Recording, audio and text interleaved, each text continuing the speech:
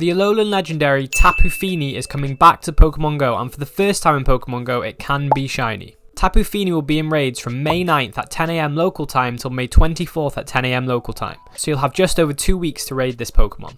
It will have a raid hour on Wednesday, May 10th between 6 PM and 7 PM local time, and it will have another raid hour a week later on Wednesday, May 17th between 6 PM and 7 PM local time. So there is plenty of time to raid this Pokemon in May. Tapu Fini is a water and fairy type Pokemon, and therefore it will be weak to poison, grass and electric type attacks. It will have a max CP of 3230 and its CP in raids will be 40,978. It has an attack stat of 189, defense of 254 and stamina of 172.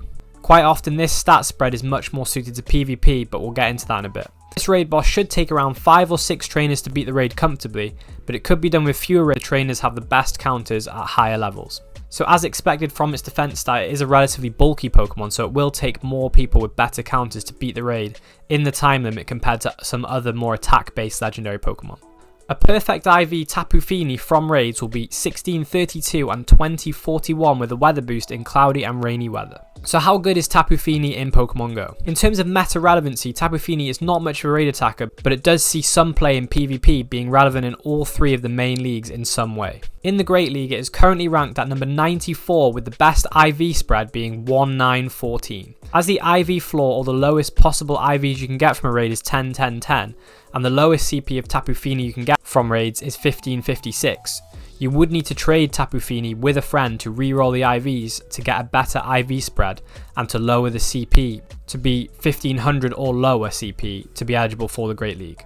It's good to note here that the friendship level of the person you will be trading with will determine the IV floor of the re-rolled IVs when traded. So for example, if you trade with a best friend, the IV floor is 555, so you can't get any IVs lower than 5 in each of the stats if you trade with a best friend. If you trade with an ultra friend and re-roll the IVs, the IV floor will be 333. With a great friend, the IV floor is 222, and with a good friend, the IV floor will be 111. Meaning that the only way for you to get the perfect PvP IVs for the Great League of 1914 for Tapu Fini, you would have to trade with someone that you have the friendship level of good friend with. Tapu Fini will do well in the Great League against Alolan Ninetales, Galarian Stunfisk, Noctowl, Medicham and Swampert to name a few.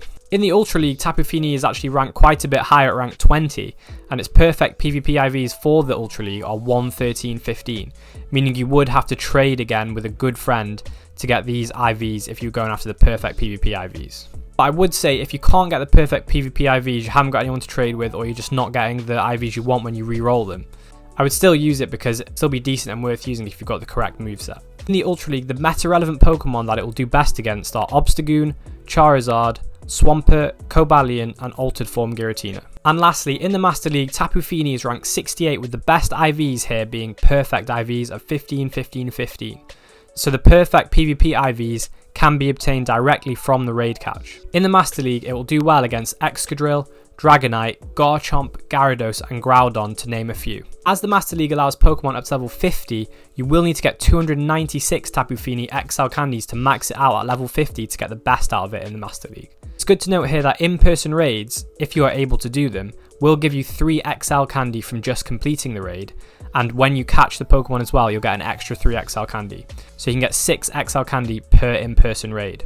It requires 296 XL candies to max out from level 40 to 50, so if you divide that by 6 from each raid, that would indicate you need to do around 50 to max out the Pokemon, which is obviously quite a lot, and quite an expensive way to do it. Of course, you could also give it Rare Candy XL, you could convert your candy into XL candy, although I wouldn't really advise that because it takes a lot of candy to get XL candy. You could walk it to potentially earn XL candy, and you could encounter it from Go Battle League rewards if you're level 20 or higher and manage to get enough wins in the track to encounter a Pokemon. You have a chance of getting Tapu Fini during the time that it's available in raids. So it really is quite a grind to get legendary Pokemon up to level 50 for the Master League.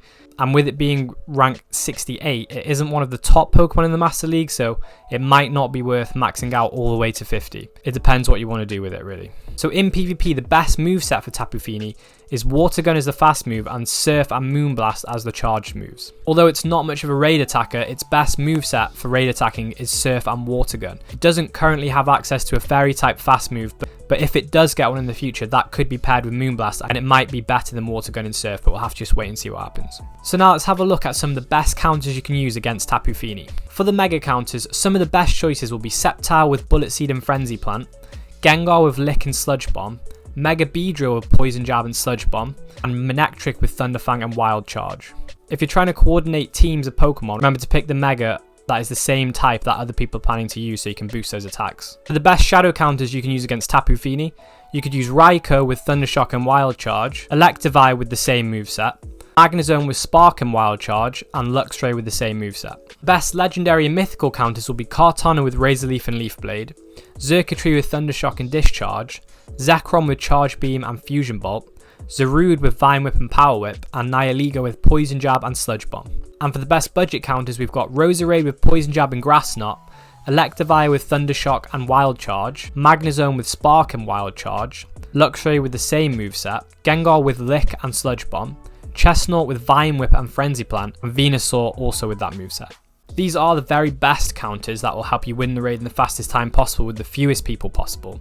But if you don't have any of them, or you don't have many of them, you can use other Pokemon that are Poison Grass or Electric types with Poison Grass or Electric type moves. But it might take a little bit longer to beat the raid or require maybe a couple more people. So I hope this raid guide helps you out if you're going to be raiding Tapu Fini. It's not the most meta relevant raid boss, but it does have the shiny release now, so I know a lot of people will be going after that because it's not been released before. And it's also pretty good in PvP, especially in the Ultra League. If you enjoyed this video, like and subscribe, and I'll see you in the next one. If you like this video, you should definitely check out some of my other videos and playlists by clicking on these ones on the screen right now.